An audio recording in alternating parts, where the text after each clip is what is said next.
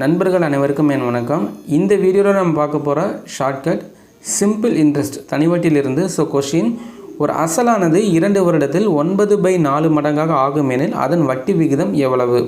ஒரு அசலானது 2 வருடத்தில் 9/4 மடங்காக ஆகும் எனில் அதனுடைய வட்டி விகிதம் எவ்வளவு அப்படின்னு கேட்குறாங்க. ரொம்பவுமே சிம்பிளான ஒரு கணக்கு.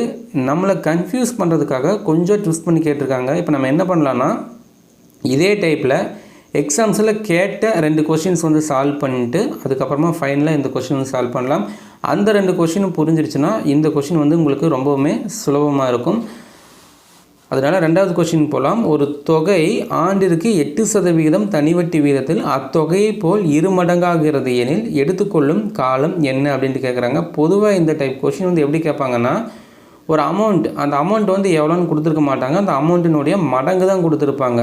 ஓகேவா? அந்த அமௌண்ட்டு இவ்வளோ சதவீதம் வட்டி வீதத்தில் இவ்வளோ மடங்காகிறது, 2 மடங்காகவோ அல்லது 3 மடங்காகவோ ஆகிறது அப்படின்னு சொல்லி கொடுத்துட்டு, அப்போ இத்தனை மடங்காகிறதுக்கு எத்தனை வருஷம் ஆகும் அப்படின்ட்டு கேட்பாங்க. அதாவது இன்ட்ரெஸ்ட் கொடுத்துட்டு அந்த தொகையோட மடங்கு கொடுத்துட்டு இதுக்கு எத்தனை வருஷம் ஆகும் அப்படி கேட்பாங்க. அப்படி இல்லைன்னா வருஷம் கொஸ்டினில் கொடுத்துருவாங்க. 2 ஆண்டுகள் 3 ஆண்டுகள்னு சொல்லி கொஸ்டினில் கொடுத்துட்டு அந்த 2 ஆண்டுகளில் ஒரு தொகை 2 மடங்காக ஆகிறது அல்லது 3 மடங்காக ஆகிறதுன்னு சொல்லி கொடுத்துட்டு இதுக்கான வட்டி விகிதம் என்ன அப்படின்னு கேட்பாங்க. எப்படி கேட்டாலும் நம்ம ஷார்ட்கட் ஒரே ஷார்ட்கட் தான் நம்ம எடுக்க போகிறோம். கொஸ்டினில் 2 மடங்கு அப்படின்னு கொடுத்துருக்காங்க. கொஸ்டினில் 2 மடங்கு, 2 மடங்குன்னா என்ன? 2. எத்தனை மடங்கு கொடுக்குறாங்களோ அதிலிருந்து நம்ம 1 மைனஸ் பண்ணிக்கணும்.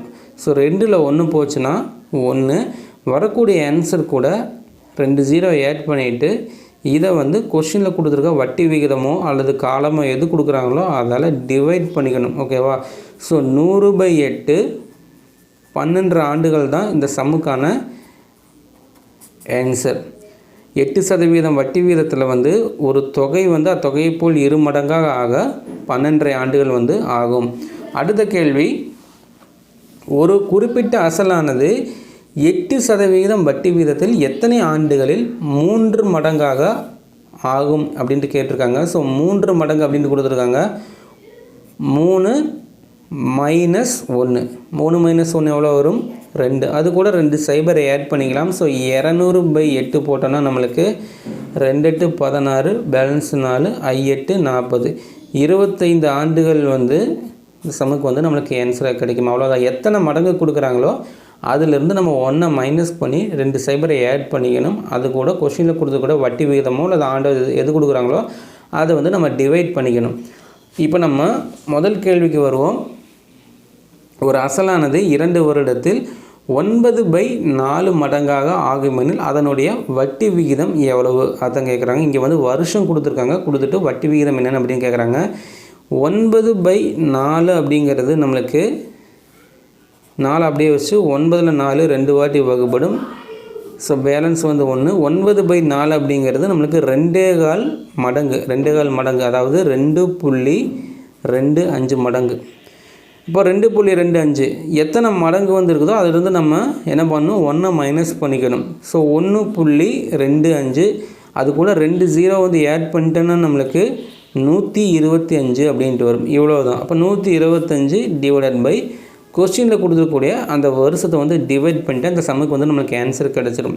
125/2 62.5% அல்லது 62% வட்டி வீதமாக கிடைக்கும்.